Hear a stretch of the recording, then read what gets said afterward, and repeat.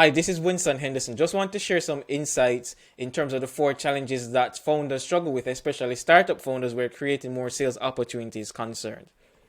So the first of these typically is that you've grown through direct sales, but growth has slowed and declined. So it means you have a sales team, you've been going out there probably pre-COVID, doing one-to-one direct selling through cold email, cold calls, networking events and so on, referrals. But now you've realized that what used to work in the past no longer works. And it's typically because buyers' behavior in terms of how they purchase have changed over the years. So it may be a lot more difficult for you to get through to certain decision makers if you're B2B, or to reach certain consumers in a particular way to stand out among the noise if you're B2C. Number two is that you have a great offer, but you struggle to generate quality leads who sees the value in what you offer.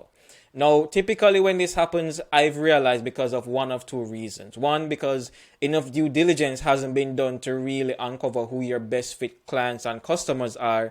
And number two, because you're trying to reach everyone with the same brand message. The third thing is that you know your ideal buyers but struggle to stand out in a saturated market. And that's usually because there's a lot of players in your particular category or industry probably selling the same thing that you're selling. Or maybe it's because you have bigger players with bigger budgets who have entered your particular category or industry or market. And finally, number four is that you have limited required resources to staff an in-house marketing team.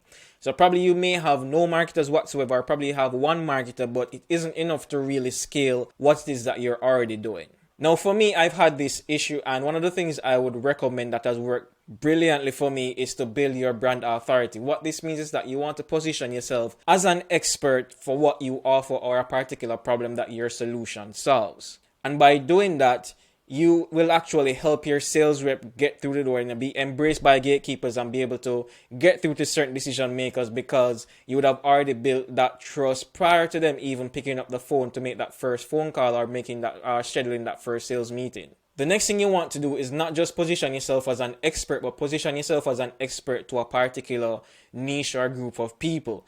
So that way, your message will be able to resonate more with them because it's more relevant to them, because it's based on certain specific challenges that they struggle with. The other reason is that it will help you to stand out in terms of creating that educational content around problems that they have. It may be your thought leadership in terms of certain views that you have of the industry, the category, or particular market that maybe goes against the grain of what everyone else is saying or what everyone else believes. And the final thing is that you really want to build your founder brand on LinkedIn, because it has worked for me in terms of putting that content out there to generate inbound qualified opportunities. But not only that, but actually have helped me to close deals and sales as well for my particular business.